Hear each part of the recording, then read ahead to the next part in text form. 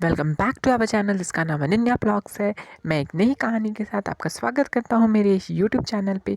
अगर आपने हमारे चैनल को सब्सक्राइब नहीं किया है तो इसे ज़रूर सब्सक्राइब करें, बेल आइकन को ज़रूर टैप करें ताकि आपको हर वीडियो की नोटिफिकेशन मिल सके। अगर आपको हमारी वीडियोज़ अच्छी लग रही हैं तो हमारे वीडियोज़ को लाइक करें, शेयर करें और कमेंट ज़रूर करें। जैसे कि आपको पता है कि मैंने एक सीरीज़ चलाई है भगवान की कहानियाँ, तो उसी कहानी में आज मैं छठी कहानी लेकर आया हूँ आपके पास। जैसे कि आपने थंबनेल देखकर समझ ही गए होंगे कि मैं किस कहानी के बारे में बात करने वाला हूँ। मैंने कल कृष्ण भगवान की मृत्यु के बारे में बताया था और जगन्नाथ भगवान की उत्पत्ति की कथा मैंने शुरू कर दी थी। तो उसी कहानी का ये दूसरा पार्ट है। अगर आपने पहले वीडियो को नहीं देखा है तो उसे ज़रूर जाकर चेक करें। मैं उसका लिंक आपको डिस्क्रिप्शन बॉक्स में दे दूँगा। अगर आपने उस कहानी को नहीं देखा है तो आपको ये कहानी समझ में नहीं आएगी, तो उस कहानी को ज़रूर जाके देखें। जैसे कि मैंने उस कहानी में आपको बताया कि भगवान का हृदय नहीं जला था और उसे समुद्र में प्रवाहित कर दिया गया और वो पूरी के तट पर आ गया। तब तक वो एक लकड़ी का रूप ले चुका था।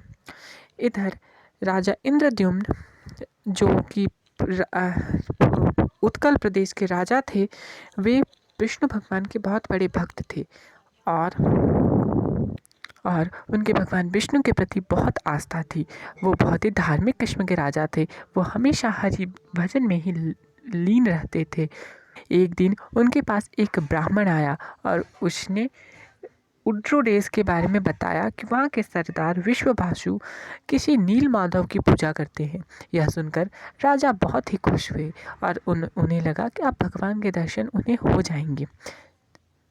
तब उन्होंने अपने एक मंत्री विद्यापति को इस सब की जानकारी पता करने के लिए भेजा।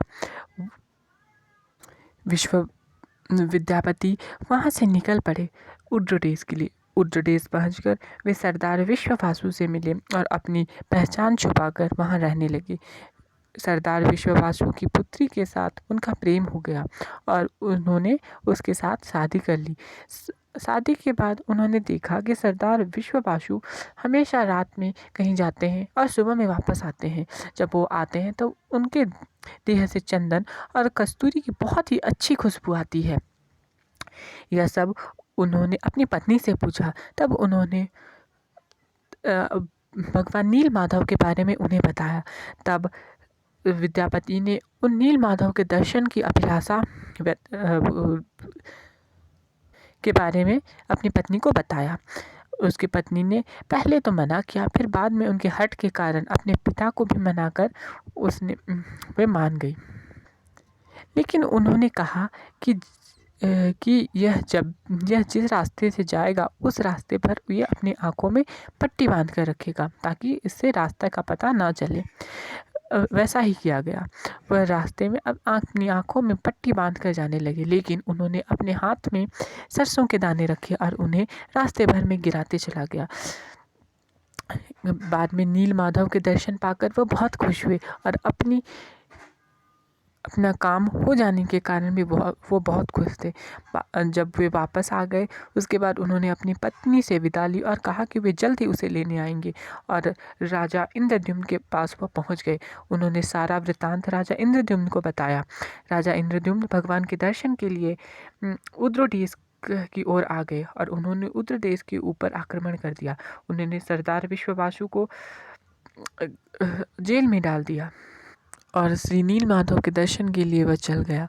जो सरसों के दाने मंत्री विद्यापति ने गिराए थे वो अब बड़े हो चुके थे और उनमें छोटे छोटे पीले फूल भी आ गए थे। उसी को देखते हुए नील माधव के पास पहुँचे, लेकिन नील माधव वहाँ से अंतर्ध्यान हो चुके थे। उन्होंने राजा इंद्रद्युम्न को आकाशवाणी से बताया कि वे उसे नील माधव के रूप में दर्शन नहीं देंगे और सरदार विश्वभासु को छोड़ देने का आदेश दिया।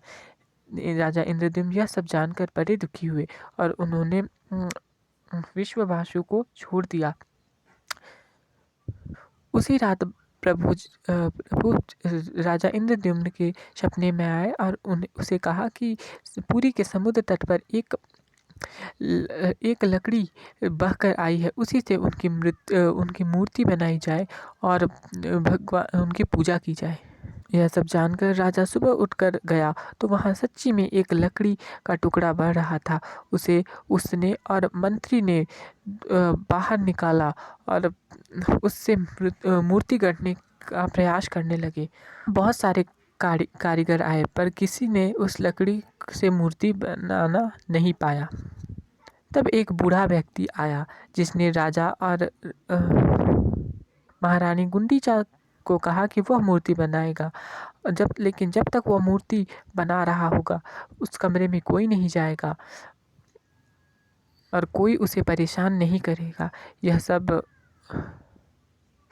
उस बूढ़े ब्राह्मण की इच्छाएं मानकर उन्होंने उसे दे दिया। कहते हैं कि वो पूरा ब्राह्मण भगवान विश्वकर्मा का ही अवतार था। बहुत दिन हो गए लेकिन वह बूढ़ा व्यक्ति अंदर गया।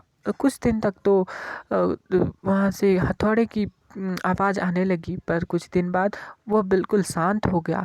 तब रानी गुंडीचा का मन विचलित हो उठा। उन्होंने कहा कि कहीं वो बूढ़ा व्यक्ति मर तो नहीं गया जिस कारण वहाँ अंदर से आवाज़ नहीं आ रही है। उन्होंने राजा इंद्रद्युम्न को यह सब बताया और उन्हें दरवाज़ा खोलने को कहा। जब उन्होंने दरवाज़ा खोला तब अंदर आधी बनी मूर्तियाँ थीं और आकाशवाणी हुई कि मैंने तुम्हें कहा था कि मैं जब तक मूर्ति बना रहा हूँगा तब तक कोई दरवाज़ा नहीं खोलेगा। तुमने खोल दिया, अब तुम इन्हीं मूर्तियों की पूजा करो। अगर आपको इससे पहले की इसके बाद की कहानियाँ जानना है तो आप पार्ट 3 के लिए वेट करें क्योंकि ये वीडियो बहुत ज़्यादा लंबा हो जा रहा है तो मैं इससे ज़्यादा लंबा नहीं करूँगा इस वीडियो को। तो आगे की कहानी हम लोग पार्ट 3 में जानेंगे जो कल मैं डालूँगा। अगर आपको ये वीडियो अच्छी लगी है तो हमारे चैनल को ज़रूर सब्सक्राइब करें, बेल आइकन को ज़रूर टैप करें, इस वीडियो को लाइक करें, शेयर करें और कमेंट ज़रूर करें।